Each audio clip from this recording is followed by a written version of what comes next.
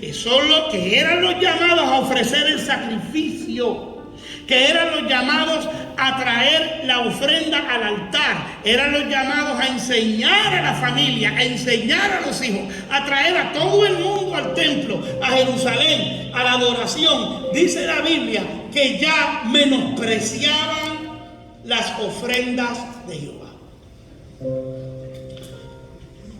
Si nuestros hijos, y ya mismo yo le voy a dar parte a ustedes para que ustedes me opinen, empiece a pensar desde ya este caso de Elí, porque usted sabe lo que dice la palabra, que Elí no los interrumpía. ¿Dice así o no? La Biblia dice que Elí no los molestaba. Elí sabía lo que estaba pasando. No me digan, bueno, todo es posible en esta vida, todo es posible, pero es bien difícil que usted no sepa lo que están haciendo sus hijos. ¿A dónde se están metiendo? ¿Con quién anda? ¿Por qué? Porque usted nació primero que ellos. Porque si alguno de ustedes viene de la calle, usted sabe lo que pasa en la calle. Y cuando dicen que cuando ellos iban, usted venía. Así que usted y yo tenemos una idea de lo que está pasando con nuestros hijos. Que no queramos aceptarlo. Que nos hagamos de la vista corta o cerremos nuestros ojos. Eso es otra cosa. Pero nosotros muchas veces sabemos lo que está pasando a nuestros hijos. Y más adelante vamos a abundar en esto. Pero la Biblia dice que no los estorbaba. No los corregía. Y ya mismo vamos a ver. Ustedes me van a decir a mí qué es lo malo de esto y cómo podemos corregir esto. Pero aquí tenemos el ejemplo de Elí. Otro ejemplo, Samuel. Porque usted me dirá, no, pero Elí ya estaba dañado. Elí ya no se daba cuenta, ya era muy viejo, dice la Biblia, y no los estorbaba. De hecho, esa actitud de Elí le va a costar la vida a sus hijos. ¿Se acuerdan? El pasaje, le va a costar la vida a sus hijos. Cuando entran en guerra, Israel entra en guerra, lo primero que los hijos de Elí fue que se llevaron el arca, que eso era prohibido, se llevan el arca, van a guerra, pierden la guerra. Dice la Biblia que Israel perdió sobre 30,000 hombres de un golpe, nunca habían sufrido una derrota así. Perdieron el arca del pacto que simbolizaba, ¿qué? ¿Qué simbolizaba el arca? La presencia de Dios en el pueblo. Perdieron la presencia de Dios en el pueblo. Cuando viene alguien y le dice a Elí, mira, pasó esto.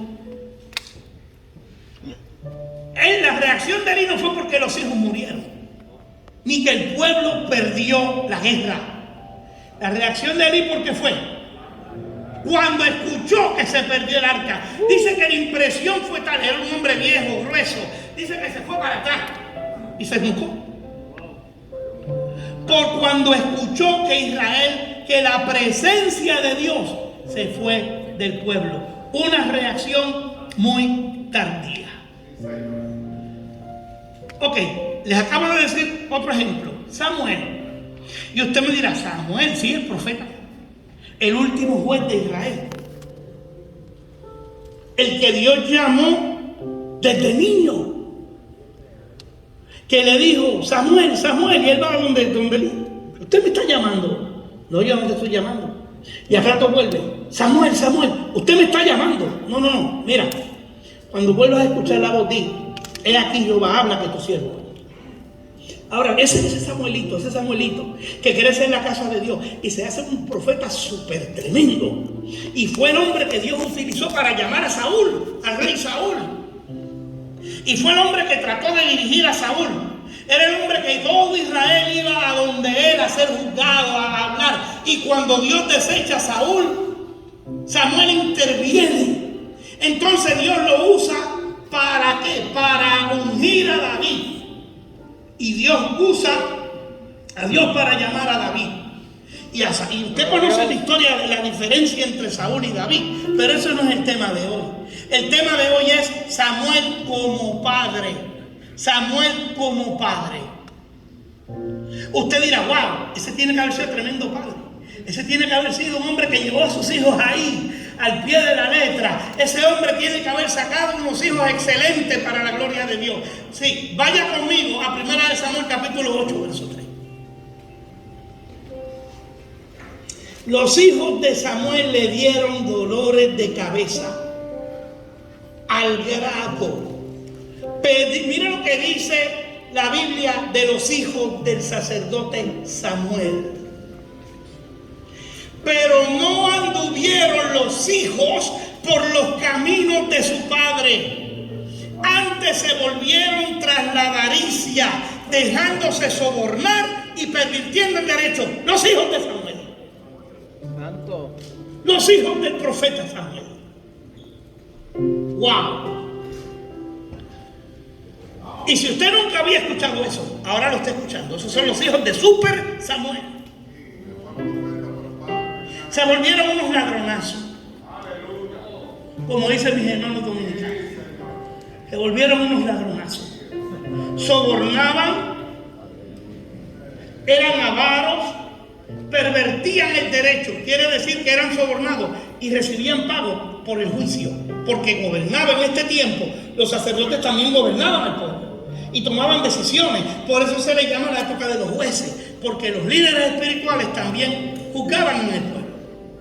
Ahora bien, hay una diferencia entre entre Elí y Samuel. Dígame alguien cuál fue la diferencia. Los que se acuerdan, los que están familiarizados con esta historia. ¿Qué hizo Samuel con sus hijos que Elí no hizo? Dígalo. Más que eso, ¿qué hizo? Pero él hizo algo específico. ¿Qué hizo Samuel con sus hijos? Los destituyó. No, ustedes aquí no ministran. Se lo dan. Y eso, en esos tiempos, eran palabras mayores. Era sacar a sus hijos del ministerio. Y si voy a ser todavía más específico, lo voy a hacer en palabras de mi pueblo, era quitarles el arroz y la habichuela. Era quitarles la tortilla, porque vivían de eso. Pero él lo dijo, a mí no me va a pasar como le pasó a Elí. Yo no voy a caer para atrás desnucado. Pero el punto hoy es el siguiente. ¿Por qué? ¿Qué llevó a Samuel a tener que destituir a sus hijos del ministerio? ¿Debió eso pasar en algún momento? Vamos a hablar de eso, porque ya estoy viendo, aquí estoy escuchando puntos a favor y puntos en contra. Estoy escuchando gente que dice, sí pudo haber pasado. Hay gente que dice, no debió haber pasado. Vamos a ver, esto lo vamos a encontrar entre todos. Pero si estamos cocinando con aceite. No, si yo le voy a dar la oportunidad para que usted se exprese. Hay un tercer superhéroe. Otro Super Marvel. Super David. ¡Wow! Tremendo general, tremendo guerrero. Bueno, desde que Saúl lo puso a pelear, dice la Biblia que el tipo no quedó un filisteo con cabeza. El tipo era tan bueno, David era tan bueno a la hora de pelear, que un día, llegando a Jerusalén a celebrar a donde estaban, todo el pueblo empezó a alabar, todo el mundo empezó a celebrar, las mujeres sacaron los panderos, empezaron a cantar, y a una de ellas se le ocurre gritar por allá, Saúl mató sus miles, pero David mató sus 10,000. Y ahí entra otro estudio, otra palabra que yo le llamo el espíritu de la envidia. Entonces Saúl dice, mira, la verdad, yo maté a mis 1,000 y él sus 10,000, por eso que le den el reino. Él estaba en el muro, Saúl estaba en el muro con sus oficiales. Mira, como decía aquel chapulín, míralo ahí. Están diciendo que yo maté 1000 y él mató 10.000 porque le acaban de dar el reino ya. Y dice que entró en el corazón de Saúl, de Saúl, una envidia, un recelo. Que eso puede ocurrir en la iglesia, pero eso es otro tema. Ahora bien, ustedes conocemos muy bien la vida de David. Tremendo político, tremendo conquistador, tremendo guerrero, tremendo compositor, tremendo pastor. La Biblia le llama el dulce cantor de Israel. La Biblia dice que era el hombre conforme al corazón de Dios. Pero él pasó todos los exámenes de todas las clases, no. Todos los exámenes de todas las clases. Pues se cayó en una clase. Tenía una clase de problemas con los hijos.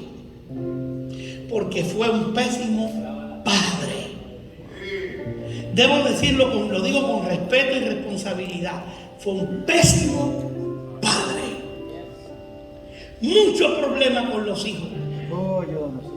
Absalón, usted conoce la historia de Absalón. ¿Qué pasó con David que no supo manejar a Absalón? ¿Por qué Absalón llegó al nivel que llegó de rebelarse contra su padre y buscarlo para matarlo? Si Absalón encuentra a David, lo mata. Un ejemplo, 2 de Samuel 13, versos 11 y 12. Él tenía una hija y había uno de los hijos de Amón, y dice, y cuando ella se le puso delante para que comiera, la hermana a su hermano, porque él pidió que ella le sirviera comida, dice que se asió de ella y le dijo, ven hermana mía, acuéstate conmigo. Ella le respondió, no, hermano mío, no me hagas violencia, porque no se debe hacer así en mi